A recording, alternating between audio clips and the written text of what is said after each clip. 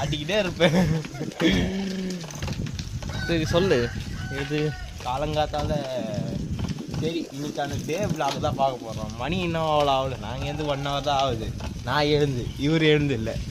நேற்று எழுந்தாச்சு அவ்வளோதான் போடு. நேற்று சினிமா பற்றி பேசணும்னு சொல்லிட்டு எங்கே போயிட்டு நீ தான் சொன்ன சினிமா பற்றி வேணான்னு. நான் எப்படா வேணான்னு சொன்னேன்? சரி என்ன பேசுறது?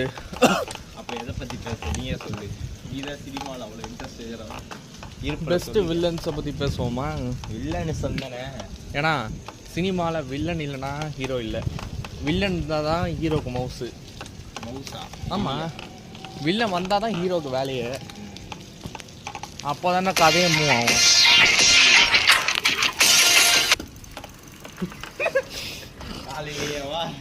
அலாரம் சரியாத விடு.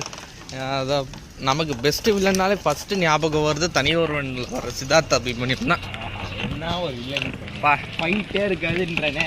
ஃபஸ்ட் டைமாக ஃபைட்டே இல்லாமல் செஸ்ஸு மாதிரி ஸ்ட்ராட்டஜிக்கெலாம் மூவ் பண்ணி ஜெயிக்கிற வில்லனை இப்போ தான் பார்க்குறேன். இப்போ இல்லை, அப்போ பார்த்தேன் ஃபஸ்ட் டைமாக. ஏன்னா எப்போவுமே ஹீரோ வில்லன்னாலே பார்த்தீங்கன்னா ஃபைட் பண்ணி தான் ஜெயிப்பானுங்க கொண்டு. இங்கே அந்த மாதிரி எதுவுமே கிடையாது. புதுசாக அதை பார்த்த மாதிரியே இருந்தது. மாதிரிலாம் இல்லை, புதுசு தான்.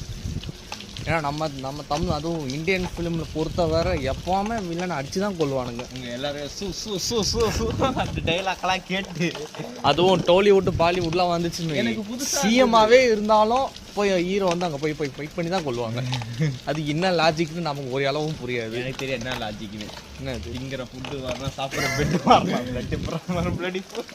இந்த டைலாக் யாரோடது, யாருக்கு சொந்தமானது உங்களுக்கே தெரியும். சொந்தமானதான் பேசக்கூடாதா?